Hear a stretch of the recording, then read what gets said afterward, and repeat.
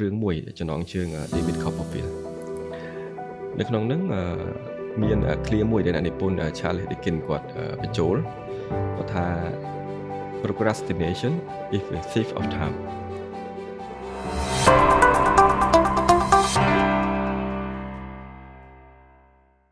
សួស្តីមនស្ដាប់ជាទីគោរពសូមស្វាគមន៍មកកាន់ ABA Curious Podcast Season 3 នៅក្នុង Season នេះផងដែរយើងនឹងផ្ដោតសំខាន់ទៅលើ3ចំណុចគឺការអភិវឌ្ឍខ្លួនឯងភាពជាអ្នកដឹកនាំនិងការត្រៀមខ្លួនសម្រាប់ពេលអនាគតហើយនៅក្នុងអេពីសូតនេះផងដែរយើងក៏មានកិត្តិយសអញ្ជើញលោកអាតដាឡែនជានាយករដ្ឋបាលនៃធនាគារ ABA ធ្វើការបកស្រាយលើប្រធានបទមួយគឺ Becoming Above and Beyond សួស្តីបងដាឡែនបាទសួស្តីនាងបងយល់យ៉ាងណាដែរចំពោះឃ្លាថា above and beyond បាទសម្រាប់ខ្ញុំ clear above and beyond វាមិនត្រឹមតែជាពាក្យស្លោកលើកទឹកចិត្តធម្មតាទេប៉ុន្តែវាជាឧត្តមភាព advantage បើនិយាយនៅក្នុងវិស័យការងារវាគឺជាឧត្តមភាពនៃការធ្វើការងារឲ្យលើសពីអ្វីដែលគេបានដាក់ឲ្យធ្វើបើនិយាយឲ្យសាមញ្ញយើងវាជាឧត្តមភាពថានៅពេលដែលគេដាក់ការងារឲ្យយើងធ្វើមួយបានថាយើងធ្វើលើសពីអ្វីដែលគេរំពឹងទុកបានថាយើងមាន value add នៅក្នុងការងារដែលយើងកំពុងធ្វើនេះហើយយើងមានបន្ថែមភាពចិត្តផ្ចង់នៅក្នុងនឹងហើយយើងធ្វើមកចេញមកឲ្យមើលមកចង់គេទៅសើថាចេញមកគឺ wow បាទហើយបើគេនិយាយពី above and beyond នៅក្នុងការងារបានន័យថាអ្វីដែលអ្នកធ្វើនេះគឺគាត់បានយកចិត្តទុកដាក់ថាគាត់ដាក់បេះដូងធ្វើនៅក្នុងនោះបាទហើយនៅពេលដែលគាត់ប្រកាន់ឧត្តមភាពឬក៏ប្រកាន់ផ្នត់គំនិត above and beyond នេះហើយអញ្ចឹងវាជាឱកាសឬក៏ជា advantage សម្រាប់គាត់ថានៅពេលដែលថ្នាក់លើឬក៏អ្នកណាដែលដាក់ការងារឲ្យគាត់ធ្វើគឺគេទុកចិត្តបើថាផ្ដល់ភាពកក់ក្ដៅទៅដល់អ្នកដែលដាក់ការងារធ្វើហើយកត្តាទាំងអស់ហ្នឹងហើយដែលធ្វើឲ្យគាត់រីកចម្រើនខ្លួនឯងដែរឬថាគាត់មានឱកាសដែលទទួលការងារថ្មីទៀតនៅពេលណាដែលគាត់ផ្ដល់សេចក្តីទុកចិត្តឲ្យគេហើយឱកាសការងារឬឱកាសទទួលបានការងារថ្មីគឺមកទៀតបាទអញ្ចឹងអាហ្នឹងឯងដែលថារីកចម្រើនខ្លួនឯងហើយនឹង career growth សម្រាប់ខ្លួនឯងអញ្ចឹងបង becoming above and beyond ហ្នឹងវាហាក់ដូចជា reflect ទៅនឹងអ្វីដែលបងកំពុងតែគ្រប់គ្រងនិងរ៉ាប់រងរាល់ថ្ងៃក្នុងនាមជានាយករដ្ឋបាលការងារស្នូលសំខាន់នោះគឺការពង្រីកអគារការិយាល័យក៏ដូចជាសាខានិងទីតាំងស្វ័យធនាគារទាំង100របស់ ABA យើងនឹងបងក៏មើលទៅលើទាំងស្ថាបត្យកម្មវិស្វកម្មផ្នែកខាងក្រៅនៃសំណង់ក៏ដូចជាលំហខាងក្នុងរបស់ ABA ដែលមិនត្រឹមតែផ្ដល់មុខងារបម្រើឲ្យការផ្ដល់សេវាធនាគារទៅកាន់អតិថិជនប៉ុណ្ណោះទេតែវាក៏បានផ្ដល់ជាផាសុកភាពនិងសុវត្ថិភាពដូចគ្នាផងដែរអញ្ចឹងបងធ្វើយ៉ាងដូចម្តេចដើម្បីសម្រេចបាននៅអគារដែលមានគុណភាពបែបហ្នឹងបងអរគុណចំពោះសំណួរនេះបើនិយាយពីការបរិបដាញសាខាឬក៏ការសាងសង់ office អគារការិយាល័យនៅ ABA វាជាការងារធំមួយក្នុងចំណោមការងារធំ5ទៀតរបស់នាយកដ្ឋានរដ្ឋបាលបើនិយាយពីការបរិបដាញសាខាសម្រាប់ធនាគារ ABA ដែលយើងនៅក្នុងវិស័យហិរញ្ញវត្ថុនេះវាមិនងាយស្រួលហើយក៏វាមិនលំបាកពេកដែរវាមិនងាយស្រួលចង់សម្ដៅថាមិនមែនថាយើងចង់បើកសាខាខែក្រោយយើងបើកភ្លាមហើយសាខាដែលយើងបើកហើយមិនមែនថាយើងបើកហើយដំណើរការល្អយើងចង់បិទភ្លាមទេអត់ទេដោយសារយើងនៅក្នុងវិស័យហិរញ្ញវត្ថុអញ្ចឹងរាល់សាខាដែលយើងបរិយាគឺត្រូវតែមានអនុលោមភាពទៅតាមច្បាប់បំបត្តិបញ្ញត្តិនៅក្នុងវិស័យហិរញ្ញវត្ថុយើងដឹងហើយវាជាសសរស្តម្ភនៃសេដ្ឋកិច្ចអញ្ចឹងរាល់ការបរិបដាញសាខាសម្រាប់ធនាគារ ABA គឺយើងគិតទៅលើកត្តាពីរធំកត្តាទី1គឺយុទ្ធសាស្ត្ររបស់ស្ថាប័នហើយនិងអតិថិជនគោលដៅរបស់ស្ថាប័នកត្តាទី2គឺតាក់ទងទៅលើអរិយាប័ត្ររបស់អតិថិជនហើយនិងស្ថានភាពទីផ្សារនេះទៅអ្វីទៅដែលជាកត្តាទី1របស់ស្ថាប័នដែលយើងនិយាយអំពីយុទ្ធសាស្ត្ររបស់ស្ថាប័ននិងអតិថិជនគោលដៅរបស់ស្ថាប័នយុទ្ធសាស្ត្ររបស់ធនាគារ ABA នៅក្នុងការបរិបដាញសាខាគឺកត្តាទី1យើងគិតទៅលើ ទីកន្លែងយើងត្រូវទៅហើយនឹងពេលវេលាដែលយើងត្រូវទៅតែកន្លែងណាដែលយើងត្រូវទៅហើយយើងទៅនៅពេលណាពេលខ្លះបើយើងទៅខុសកន្លែងហើយយើងទៅខុសទីតាំងវាទៅជាសម្ពាធរបស់ស្ថាប័ននោះឯងវិញ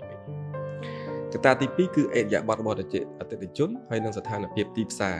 ដែលយើងទីផ្សារឬក៏តំបន់ដែលយើងនឹងត្រូវបដិបត្តិសាខាគឺថាតំបន់ដែលយើងត្រូវទៅនឹងជាតំបន់អីគេជាតំបន់កសិកម្មតំបន់ឧស្សាហកម្មក៏តំបន់រោងចក្រនេះមានធ្លាប់សង្កេតឃើញថាទម្រង់សាខាធនាគារ ABA យើងធ្លាប់មានយើងមានសាខាដែលយើងមានទាំងផ្សាយពាណិជ្ជកម្មនៅខាងលើអគារអញ្ចឹងយើងឃើញទាំងពាណិជ្ជកម្មឃើញខុសៗគ្នាអញ្ចឹងបើតំបន់កសិកម្មយើងដាក់ទាំងផ្សាយពាណិជ្ជកម្មបាច់មិនបាទចំពោះកសិករហើយបើតំបន់ពាណិជ្ជកម្មយើងដាក់រូបបែបមិនហើយតំបន់រោងចក្រគឺយើងដាក់រូបបែបមិនអញ្ចឹងគឺយុទ្ធសាស្ត្រដែលយើងទៅគឺយើងបត់បែនទៅតាមតំបន់បាទងាកមកសំណួរយើងទៅលើការ design សាខាធ្វើម៉េចឲ្យវាលើសពីផាសុកភាពហើយលើសពីសុវត្ថិភាពដើម្បីឆ្លើយនឹងសំណួរនេះបាននៅក្នុងនាមជានាយករដ្ឋបាលនៃធនាគារ ABA យើងបែងចែកការងាររៀបចំនៃការ design សាខាជា3ផ្នែកធំៗផ្នែកទី1គឺការ design ទៅតាមបរិបទតំបន់មិនដែលហៅថាការ design តាមបរិបទតំបន់ប្រទេសយើងមានតំបន់ខុសៗគ្នាយើងមានតំបន់កសិកម្មយើងមានតំបន់ឧស្សាហកម្មយើងមានតំបន់វិជ្ជាកម្មអញ្ចឹងសម្រាប់សាខាដែលយើងទៅតំបន់កសិកម្មយើងរៀបចំរបៀបម៉េចតំបន់វិជ្ជាកម្មយើងរៀបចំរបៀបម៉េចហើយតំបន់រោងចក្រយើងរៀបចំរបៀបម៉េចយើងប្រើអត្តសញ្ញាណ ABA តែមួយបានន័យថាអត្តសញ្ញាណ ABA គឺសំដៅទៅលើពេលដែលអ្នកចូលទៅដល់ក្នុងសាខា ABA យើងឃើញមាន color តែមួយបាទពណ៌ក្រហមពណ៌ ABA ការរៀបចំសាខាយើងគឺ standard តែមួយបាទលក្ខណៈទម្រង់ counter ទម្រង់កន្លែងទទួលភ្ញៀវវាទម្រង់តែមួយវាអាចមានខុសគ្នាតិចតួចទៅតាមទម្រង់អគារប៉ុន្តែវាអត់ងាកចេញពីអត្តសញ្ញាណ ABA បាទទី2គឺការ design សម្រាប់អតិថិជននិងបុគ្គលិកបាទមិនដែលហៅថា design សម្រាប់អតិថិជននិងបុគ្គលិកគឺសម្រាប់អតិថិជនគឺការរៀបចំសាខាយើងនៅពេលដែលភ្ញៀវគឺគាត់ចូលមកគឺគាត់មានអារម្មណ៍ថាគាត់ត្រូវបានគេយកចិត្តទុកដាក់តាំងពីជំហានទី1រហូតដល់ជំហានចុងក្រោយរបស់គាត់ចេញទៅវិញមិនតែគាត់គិតថាគាត់ត្រូវបានគេយកចិត្តទុកដាក់តាំងពីជំហានទី1រហូតដល់ជំហានចុងក្រោយគាត់ចេញទៅវិញមិនមែនថាគាត់ចូលមកបុគ្គលិកយើងគឺត្រូវនៅអបគាត់រហូតដល់គាត់ចេញទៅទេមិនមែនទេទី1គឺពេលដែលគាត់ចូលមកគាត់មានអារម្មណ៍ថាមានអ្នកស្វាគមន៍គាត់បាទអញ្ចឹងនៅពេលបន្ទាប់ពីគេស្វាគមន៍គាត់ហើយគាត់ចាប់ផ្ដើមចូលទៅក្នុង banking hall យើងហ្នឹងអញ្ចឹងកន្លែងដែលគាត់អង្គុយមានផាសុកភាពបាទអញ្ចឹងពេលដែលកន្លែងគាត់អង្គុយមានផាសុកភាពកន្លែងហ្នឹងឯងដែលគាត់គិតថាគេកំពុងយកចិត្តទុកដាក់គាត់ហើយមួយទៀតនៅពេលដែលគាត់រងចាំបានថាឃើញនៅក្នុងកន្លែង waiting យើងនៅគ្រប់ជ្រុងទាំងអស់គឺយើងដាក់កន្លែងគេហៅ queue ជាកលេខដែលគាត់ display មកដែលថាត្រូវដល់ពេលគាត់ចូលទៅក្នុងដល់ពេលគាត់ត្រូវបានគេ serve គឺយើងដាក់នៅគ្រប់ជ្រុងរបស់មិនបាច់ឲ្យចាំគាត់ងាកចុះងាកឡើងរកមើលបាទអាហ្នឹងឯងដែលជាចំណុចតូចមួយដែលយើង provide ឲ្យភ្ញៀវថាគាត់ត្រូវបានគេយកចិត្តទុកដាក់គ្រប់ទាំងអស់មិនបាច់ឲ្យគាត់ពិបាកបាទអញ្ចឹង office ឬក៏កន្លែងwaiting គាត់ហ្នឹងគឺ comfort មានផាសុកភាពអញ្ចឹងអាហ្នឹងឯងដើម្បីដែលយើងផ្ដល់ឲ្យទៅអតិថិជនថាគាត់ត្រូវបានគេយកចិត្តទុកដាក់តាំងពីជំហានទី1រហូតដល់ជំហានទី5សម្រាប់បុគ្គលិកយើងអ្វីដែលហៅ design សម្រាប់បុគ្គលិកអញ្ចឹងបើយើងចូលទៅក្នុងឥឡូវខ្ញុំនិយាយទៅ front office ណាបើយើងចូលទៅក្នុង banking hall យើងឃើញបុគ្គលិកយើងនៅក្នុង counter នៅក្នុងបញ្ចរបាទអញ្ចឹងយើងពេលដែលយើងមើលទៅយើងឃើញគាត់ត្រឹមមកធ្វើការហើយប៉ុន្តែអ្វីដែលនៅពីក្រោយការងាររបស់គាត់គឺយើងត្រូវ support គាត់ support របៀបម៉េចរាល់ការ design counter មួយគឺយើងគិតល្អណាស់បាទមិនមែនថា counter ហ្នឹងគឺមានតែកៅអីហើយមានតែ counter គាត់ធ្វើការហើយមានកុំព្យូទ័រគាត់ធ្វើការទេអញ្ចឹងយើងត្រូវរៀបចំ counter គាត់របៀបម៉េចឲ្យគាត់ access ទៅរាល់ឧបករណ៍ដែលគាត់ប្រើប្រាស់ប្រចាំថ្ងៃដើម្បី serve ភ្ញៀវហ្នឹងងាយស្រួលព្រោះថាគាត់មិនមែនធ្វើការតែជាមួយកុំព្យូទ័រមួយទេ នៅជុំវិញខ្លួនគាត់មានឧបករណ៍ផ្សេងៗទៀតដូចថាគាត់ Taylor គាត់ទៅមានម៉ាស៊ីនរកលុយគាត់ទៅមានម៉ាស៊ីន print slip គេហៅ print กระดาษបង់ពន្ធគាត់មាន QR scan ហើយគាត់មានឧបករណ៍ផ្សេងៗទៀតហើយគាត់ត្រូវ access ទៅ supervisor គាត់នៅខាងក្រោយគាត់ឬក៏នៅជិតខ្លួនគាត់អញ្ចឹងយើងត្រូវមើលកម្រិតឬក៏យើងត្រូវមើលថាការរៀបចំរបៀបម៉េចឲ្យគាត់ងាយស្រួលធ្វើការអញ្ចឹងពេលកាលណាគាត់ងាយស្រួលធ្វើការគាត់ serve ខ្ញុំបានលឿនពេលណាគាត់ serve ខ្ញុំបានលឿនណា productivity គាត់ខ្ពស់អញ្ចឹងពេលណា productivity គាត់ខ្ពស់បើថាធ្វើអតិថិជនយើងនឹងគឺពេញចិត្តនឹងសេវាកម្មរបស់យើងបាទអញ្ចឹងយើងត្រូវគិតទាំងអស់តាំងបុគ្គលិកហើយនឹងភ្ញៀវដែលគាត់ចូលមកទទួលសេវាកម្មទី3គឺនិយាយទៅលើការធ្វើបច្ចុប្បន្នភាពការងារយើងអត់ដែលស្កប់សល់នឹងអ្វីដែលការងារយើងធ្វើជោគជ័យហើយយើងគិតថាវាអត់មានអីត្រូវកែលម្អទេក្នុងនាមអ្នកគ្រប់គ្រងរូបយើងត្រូវធានាថាការអង្កេតការកែលម្អនិងការធ្វើបច្ចុប្បន្នភាពការងារគឺត្រូវមានជាប់ជាប្រចាំតើតើនឹងការ design អគារការរៀបចំអគារនេះគឺយើងតាមដានជាប់ចំណុចតើតើមួយចំណុចខ្វះខាតនៃសាខាចាស់ដែលយើងធ្លាប់ធ្វើកន្លងមក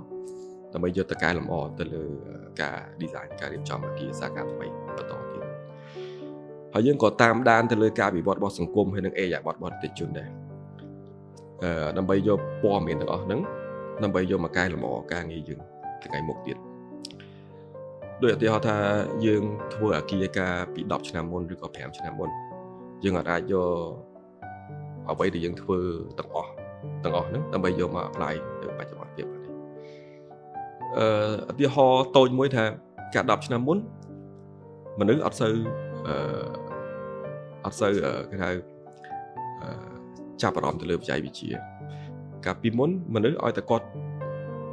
និយាយពី bank គឺគាត់ត្រូវតែមក counter មកធនាគារដើម្បីទទួលសេវាកម្មតែឥឡូវនេះបច្ចេកវិទ្យារីកចម្រើន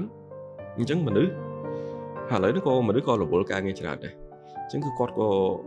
គាត់គ្មានពេលណាមកធនាគារដែរស្របពេលដែលបច្ចេកវិទ្យាយើងកំពុងរីកចម្រើនឥឡូវមនុស្សគាត់ចូលចិត្តធ្វើស្វ័យសេវាអញ្ចឹងយើងព្យាយាមអាប់ដេតរហូតអញ្ចឹងសាខាយើងធ្វើក្រោយៗមកគឺយើងពង្រីកតំបន់ស្វ័យសេវាដើម្បីឲ្យស្របតាមបរិបទសង្គមเลยការចំណាយពេលក្នុងការធ្វើរឿងហ្នឹងវាអត់យូរហើយវាអត់មានភាពអីស្មុគស្មាញនឹងទាមទារពេលវេលាយូរទេព្រោះការងារទាំងអស់ហ្នឹងវានៅជាមួយយើងរាល់ថ្ងៃហើយប៉ុន្តែវាទាមទារឲ្យយើងមានភាពហ្មត់ចត់ក្នុងការធ្វើវាអង្កេតវាហើយនឹងធ្វើបច្ចុប្បន្នភាពវិជ្ជានេះអានេះហើយវាជាវាតកតងជាមួយនឹង topic យើងដែរគេនិយាយថា above and beyond បាទអញ្ចឹងអានេះគឺថាយើង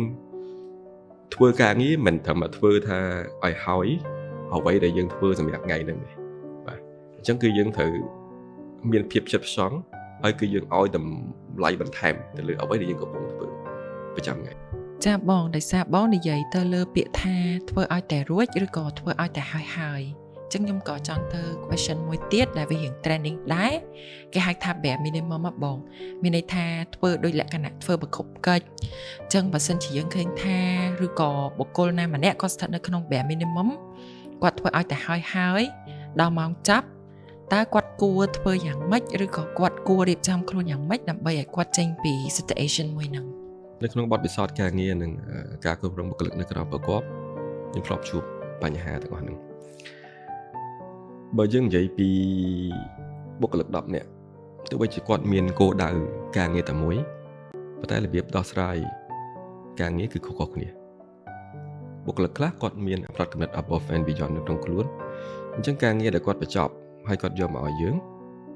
ប្រកបជាមានតែមាន value add គ្រប់ពេលទាំងអស់បាទអញ្ចឹងគាត់ថាការងារមួយគាត់ធ្វើរួចរាល់ហើយគាត់យកមកយើងបើសិនជាមើលទៅការងារដែលយើងដាក់ឲ្យធ្វើនឹងមាន comment ឬក៏មានចំណុចខ្វះខាតអីគាត់ប្រកាសជាឲ្យយោបល់យើងឬក៏ឲ្យ advice យើងថាគួរធ្វើម៉េចបាទប៉ុន្តែបុគ្គលិកខ្លះទៀត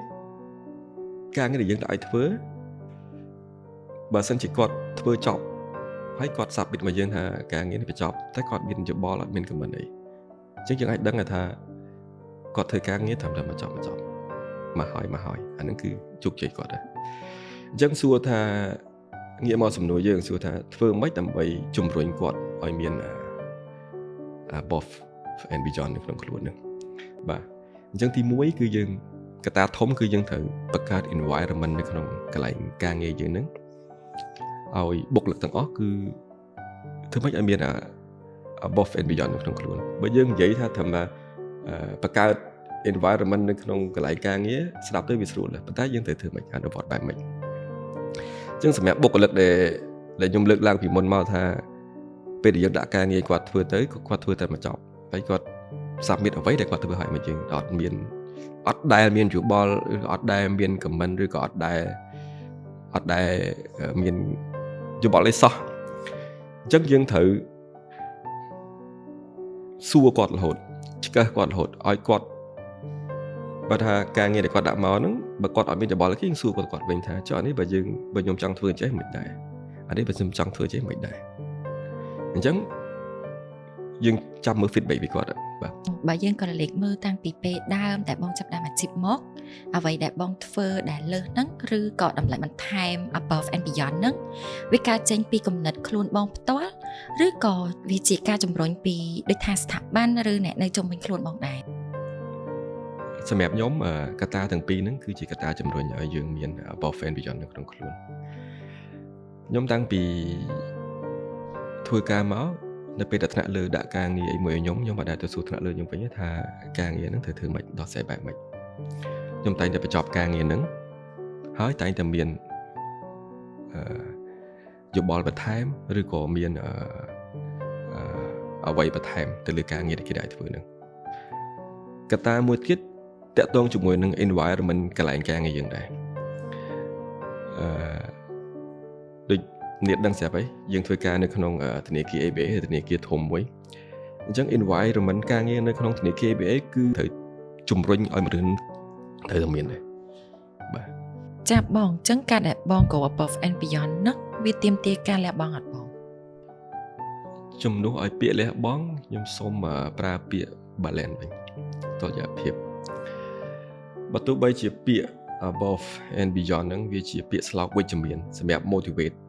ខ្លួនមែនប៉ុន្តែ don't take it too much បាទកុំធ្វើអ្វីឬក៏ take it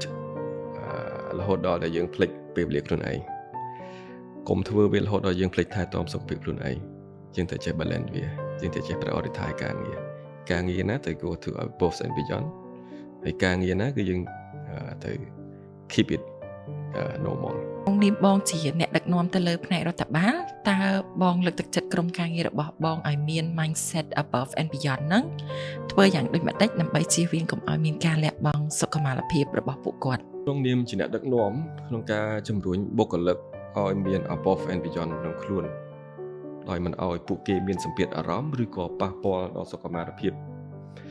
ពួកគាត់គឺជាគន្លឹះសំខាន់ក្នុងការគ្រប់គ្រងយុទ្ធសាស្ត្រដែលខ្ញុំធ្វើគឺមាន4ទី1គឺយើងធ្វើឲ្យគេមើលជាជាងយើងដាក់សម្ពាធឲ្យគេធ្វើពាក្យ above and beyond យើងជាអ្នកដឹកនាំបើយើងអត់មានក្នុងខ្លួនហើយយើងអត់បង្ហាញឲ្យគេហើយយើងទៅប្រាប់គេធ្វើមិនបាទអញ្ចឹងយើងជាអ្នកដឹកនាំយើងត្រូវធ្វើឲ្យគេឃើញជាមុនសិនទី2គឺការផ្ដល់អំណាចនិងសេរីភាពក្នុងការសម្រេចចិត្តក្នុងការធ្វើការងារបើយើងមិនទុកចិត្តគេយើងកុំប្រើគេបើពេលយើងប្រើគេហើយយើងកុំគូសបន្ទាត់ឲ្យគេដែរបាទអញ្ចឹងយើងត្រូវផ្ដល់អំណាចសេចក្តីសម្រេចចិត្តដល់បុគ្គលិកក្នុងការធ្វើអីមួយបាទលទ្ធផលចេញបែបណាចាំទៅជែកគ្នាពេលក្រោយទី3គឺការទទួលស្គាល់និងការឲ្យតម្លៃសុខុមាលភាពផ្លូវចិត្តបុគ្គលិកទោះបី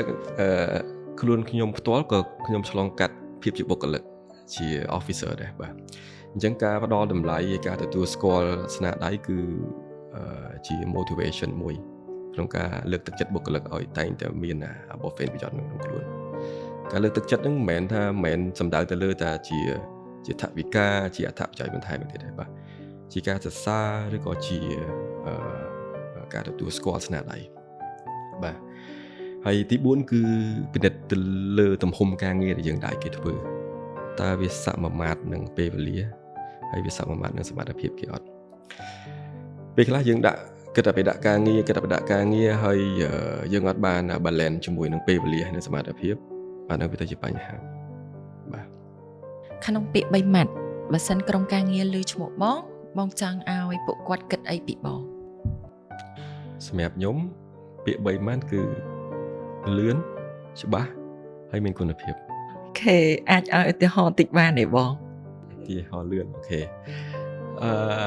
លឿនគឺតាក់ទងមួយពេលវេលាអញ្ចឹងនៅពេលដែលថ្នាក់លើដាក់ការងារអីមួយធ្វើហើយគឺយើងត្រូវទៅភ្លាមកុំពជាពេលឬក៏កុំទុកសិនអាពាក្យហ្នឹងវាពាក្យថាលឿនហ្នឹងវាមាននៅក្នុងខ្លួនខ្ញុំតាំងពីនៅពេលដែលខ្ញុំរៀនមហាវិទ្យាល័យនៅពេលហ្នឹងខ្ញុំរៀនម៉ោង literature study